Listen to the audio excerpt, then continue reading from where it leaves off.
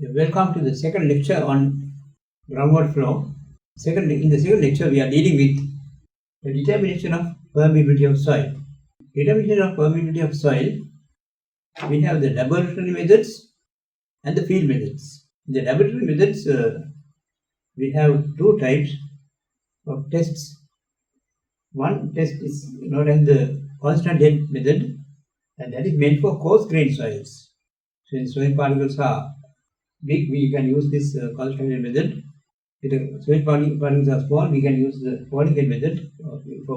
In other words, for coarse grained soils, you use the constant head method, and for fine grained soils, we use the falling head method. For both these, we will bring a sample of soil from the ground. We take sample from the ground, transport it to the laboratory, and compact it again in the apparatus, and then test it for permeability. In doing that, we may not get the real results because on transporting, the soil sample may get disturbed, and you may not get the same compaction when you do the compaction in the laboratory in these apparatus. So that the results may not be the same as what you get it for the getting acid in the ground. So therefore, we normally do field test to get more accurate results. But anyway, you must know these tests, how to do these tests in the field, because sometimes if there's no other way of doing taking the value of K, you have to do the laboratory test by taking sample. So therefore, you have to definitely know these two tests. So I recommend you to refer soil mechanics book, a simple soil mechanics book, to find out what these tests are and how to do the tests and what are the apparatus and how to do the experiment and find out K value. In other words, you'll be doing the same thing under soil mechanics. When you do the subject of soil mechanics, you'll be doing the same thing. So therefore, I'm not going to repeat it here. So I avoid doing the laboratory methods in my lecture. I'll be concentrating on the field methods of determining the permeability of soil. In the field methods, we have two kinds of tests. One kind is for unconfined aquifers. So it's in unconfined aquifers. The same method cannot be applied for the confined aquifer because the contents are different. So therefore, we have two cases: one for unconfined aquifer and one for confined aquifer. We have two derivations.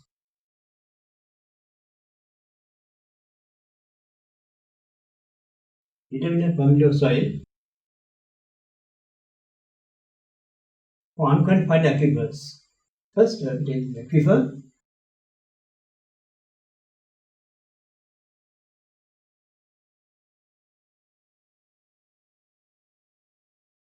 We have the aquifer here. This is a pumping well. There are two test wells here to observe the water levels. Water will be here in the well, and under steady state conditions, when the water is pumped out, there you can see the corner depression formation like that. Corner depression formation you can see when you take a cross section of the earth across this aquifer. Here pumping well, these are test wells. Here pumping well, and we are pumping out water at the rate of Q.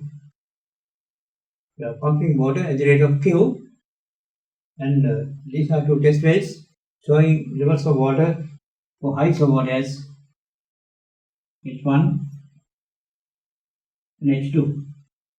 This is at radius. This is at radius R1. This at radius R2, R1 and R2. Now we are going to assume an imaginary cylinder, imaginary thin cylinder between these two radial wells, right round the central pumping well here. So when you take the cross section, you can see the cut part of the cylinder like this. When you take cross section, you can see the cut part of the imaginary cylinder. There is no cylinder like that. This is an imaginary cylinder. So one part is here. So half of the imaginary cylinder behind the board, half the imaginary cylinder in front of the board like this. It coming like that. Now it is at a radius of r from the center, which is this will be delta r. The thickness is delta r. Everything imaginary cylinder. There is no cylinder like this. It's an imaginary cylinder. You imagine that cylinder like that, and what is flowing through that? What is pumped out like this? What is flowing through that? We are going to apply principle to this cylinder. What is flowing through that towards the central well? Now we are going to apply the Darcy's law and find out how this water comes here. Take this Q. Q is made equal to area into velocity. Q is the flow of water. So what is area is velocity? Because this Q is the amount that is flowing inside, flowing through the cylinder. Area of the cylinder is circumferential length into height of the cylinder. That is 2 pi r into h. H is this height. 2 pi r is the circumference.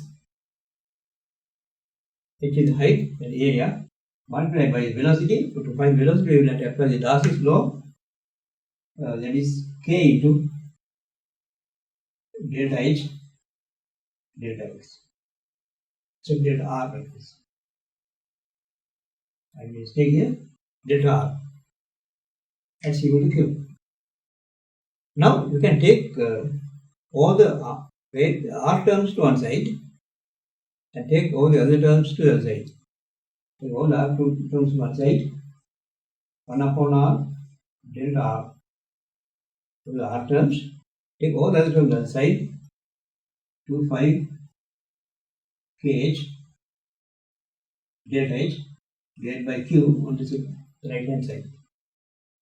When the cylinder becomes very, very thin, delta r becomes dr, and when the small height becomes very small, this delta becomes dh. So we can write it as 1 upon r dr is equal to 2 pi kh dh divided by q.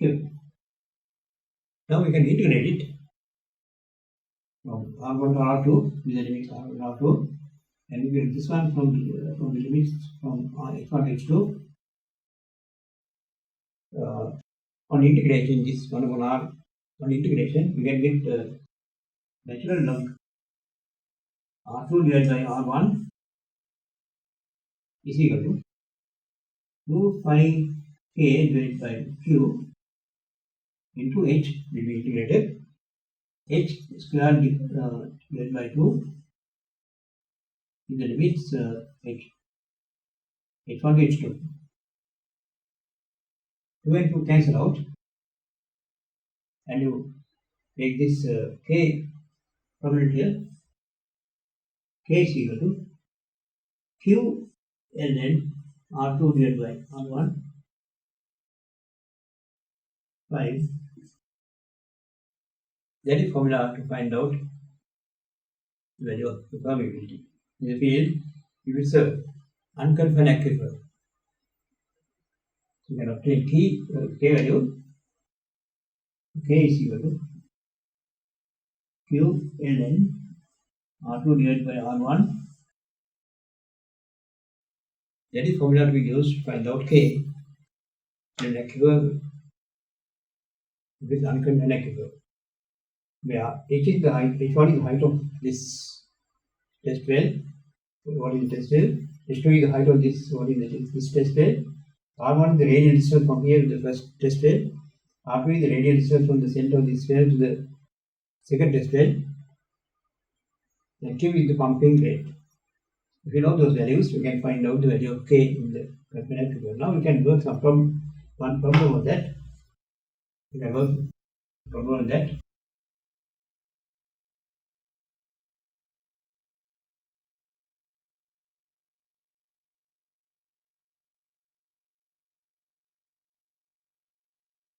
Example.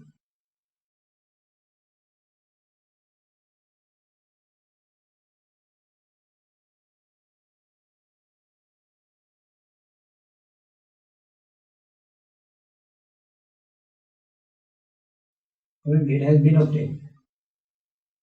Q is equal to 3 liters per second. R1, R2, H1, H2.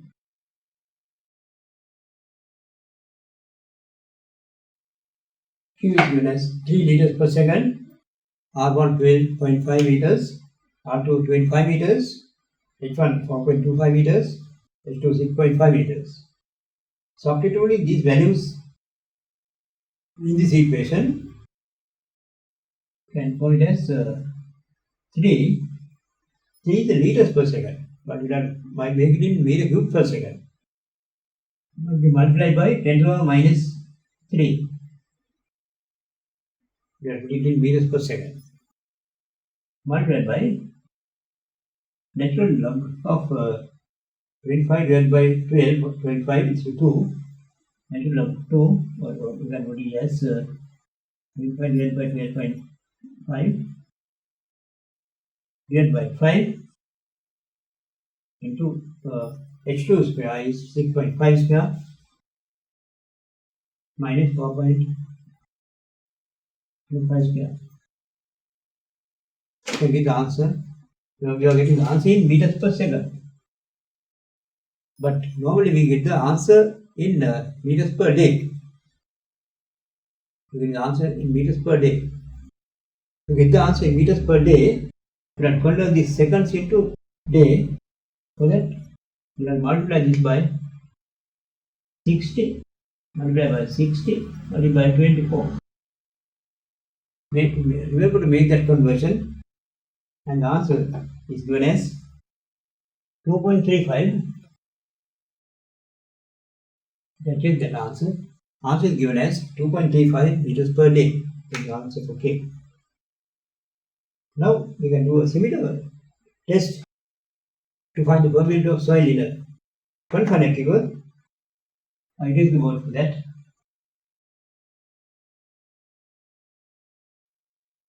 Case 2 is for the confined aquifer.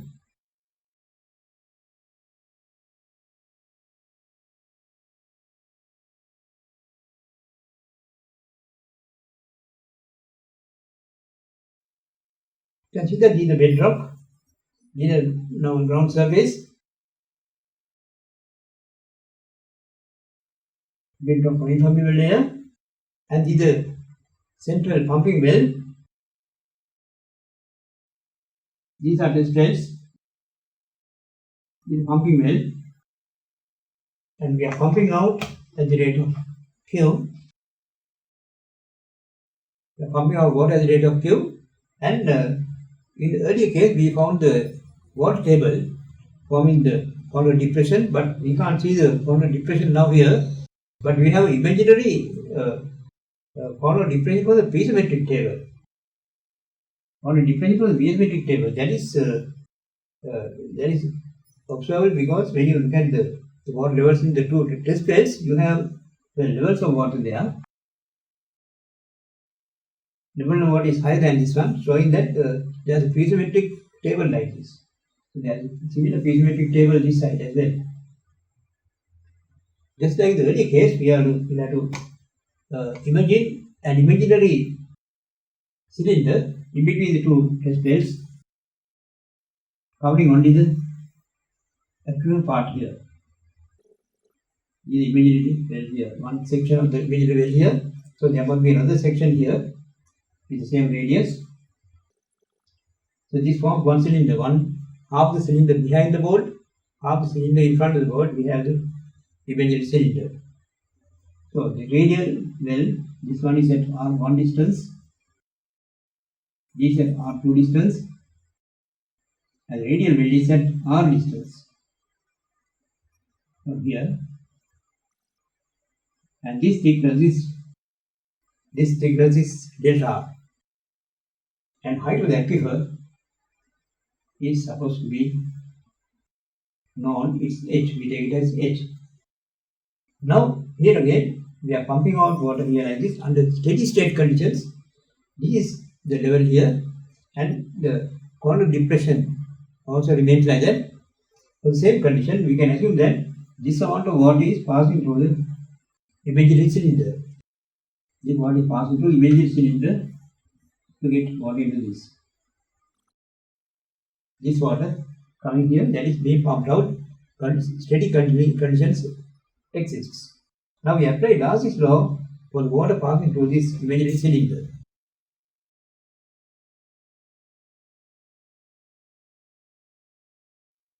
So we can put it as Q is equal to area into velocity, as it was in the earlier example. Area of the cylinder, area through which the flow takes place here, is equal to 2 pi r capital H. 2 pi r is the circumference distance multiplied by height of water, height of the cylinder, capital H, 2 pi r H, and velocity found by applying Darcy's law, k times delta H delta r equal to Q. So that is the expression we obtained by applying Darcy's law to this cylinder here. Now we can take all the r term to one side. So take it as 1 upon r delta r to one side equal to 2 pi hk delta H divided by Q to the other side. Then we take to the other side. So when the thickness becomes extremely small, delta R becomes dr, differential of R, and delta H becomes dH, forming a differential of H. dH. Now integration. Integrating this from R1 to R2, this get integrated from H1 to H2.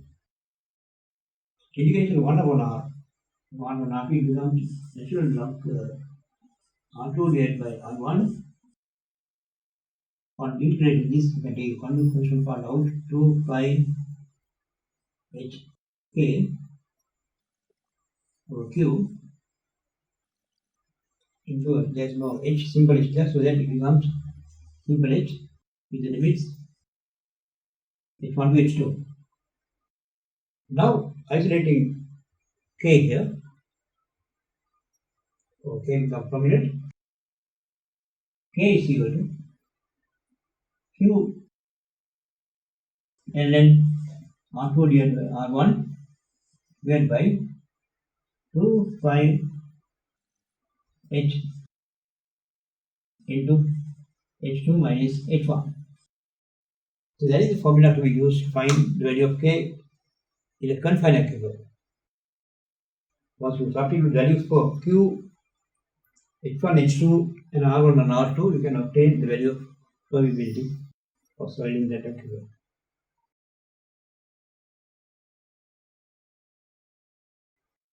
Now for that I will give a similar problem with that. Try the second example. Example number 2. Similar problem. In a well test,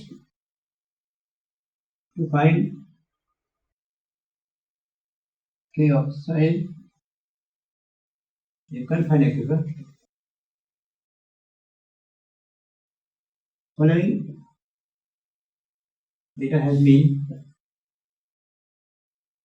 I read this. In a well test, to find the value of K of soil in a confined aquifer, following data has been obtained.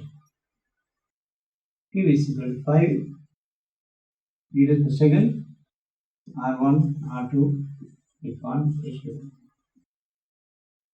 We can take similar ones, 2.5 meters, 2.5 meters,